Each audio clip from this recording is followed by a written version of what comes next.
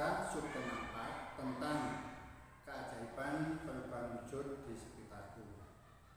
Di pembelajaran daring ketiga ini Bapak akan menjelaskan tentang siklus terjadinya hujan. Mari kita simak video berikut ini. Pagi anak-anak, Bapak doakan pagi ini kalian ada dalam keadaan sehat walafiat dan masih tetap semangat untuk belajar. Pada pembelajaran kali ini kita masih ada di tema 3 benda di sekitarku, subtema 4 keajaiban perubahan wujud di sekitarku. Kita ada di pembelajaran yang ketiga. Pada kali ini kita akan membahas tentang proses terjadinya hujan. Adapun tujuan yang harus kalian capai pada pembelajaran kali ini yaitu di antaranya yang pertama, melalui pengamatan video kalian dapat menggali informasi proses terjadinya hujan dengan tepat. Yang kedua, dengan mengurutkan proses terjadinya hujan, kalian dapat mengidentifikasi urutan proses terjadinya hujan dengan tepat. Yang ketiga, dengan menuliskan proses terjadinya hujan, kalian dapat menyusun informasi secara tertulis tentang perubahan wujud yang terjadi pada proses terjadinya hujan dengan tepat. Dan untuk memudahkan kalian mencapai tujuan pembelajaran kali ini, Bapak telah membagikan LKPD di WhatsApp group.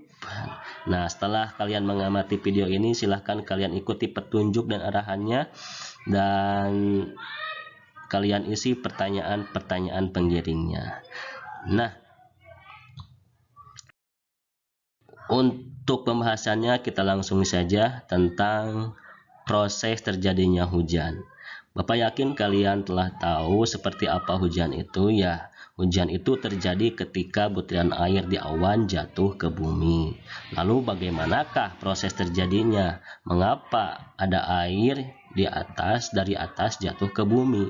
Dari mana sumber air tersebut? Nah, untuk menjelaskannya, mari kita lihat gambar berikut ini. Nah, di sini sudah ada gambar penjelasan tentang proses terjadinya hujan.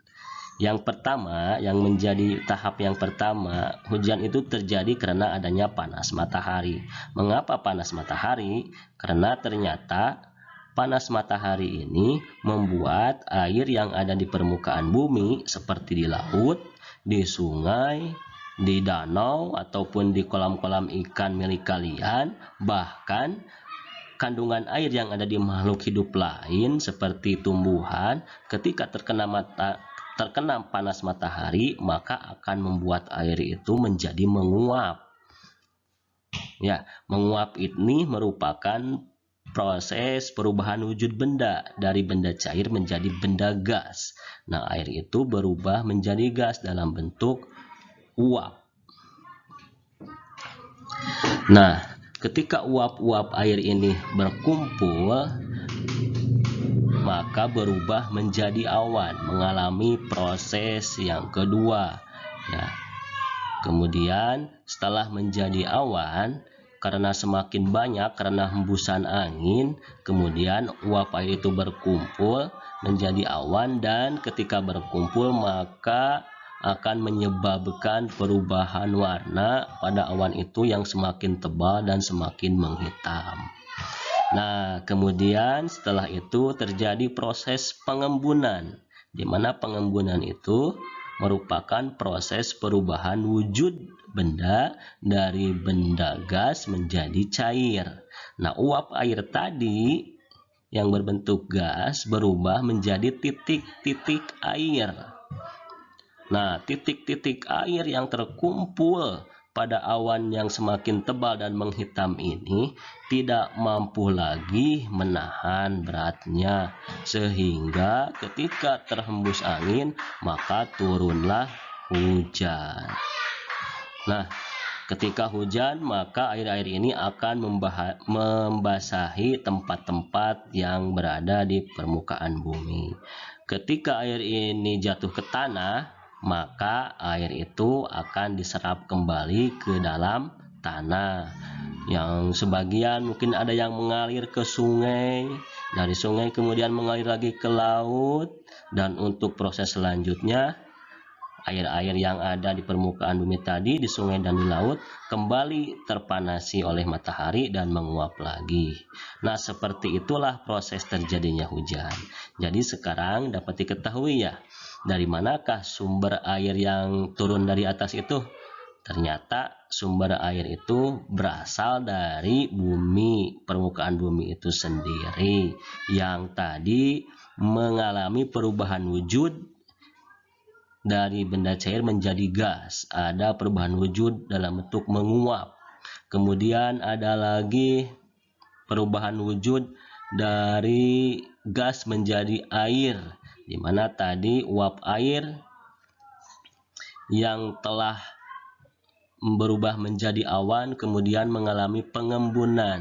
Nah, di sini pengembunan ini termasuk perubahan wujud benda dari benda gas menjadi air dan titik-titik air. Nah, ketika menjadi titik-titik air inilah kemudian turun hujan karena ada hembusan angin dan juga awannya yang semakin tebal dan sehingga tidak mampu lagi menahan titik-titik air hujan ini. Nah, seperti itulah proses terjadinya hujan. Jadi proses terjadinya hujan ini sangat berkaitan dengan proses perubahan wujud benda. Bisa dibayangkan kan, jika di dunia ini tidak ada yang namanya proses perubahan wujud benda, tentunya tidak akan terjadi hujan ini. Karena kita tidak bisa membayangkan dari mana air yang jatuh dari atas bisa turun ke bumi. Karena di atas tidak ada sumber air, di langit tidak ada sumber air. Ternyata air hujan itu sumbernya dari bumi itu sendiri. Begitulah proses terjadinya hujan. Nah, setelah kalian tadi menyimak video proses terjadinya hujan, silahkan kalian isi LKPD-nya. Di LKPD ada gambar, silahkan kalian urutkan gambarnya dan kalian jelaskan pada tabel yang telah disediakan. Kemudian setelah kalian mengisinya, silahkan untuk dikirimkan melalui WhatsApp group. Nah, demikian penjelasan tentang proses terjadinya hujan. Kita lanjut lagi pada kegiatan yang berikutnya.